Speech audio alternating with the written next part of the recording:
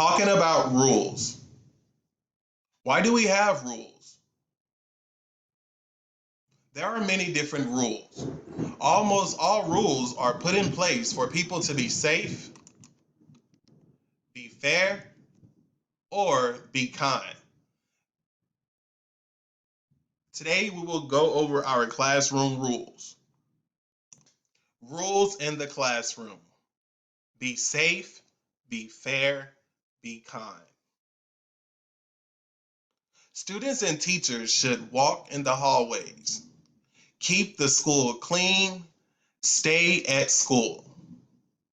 Students and teachers should do their own work, only touch their things, and take turns.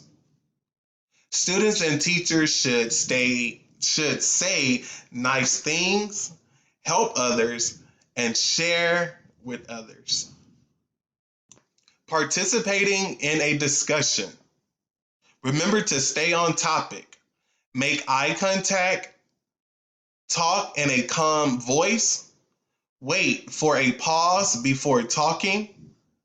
Ask who, when, why, what, where, and how questions, and tell things like I like, I went, I also, or I am going.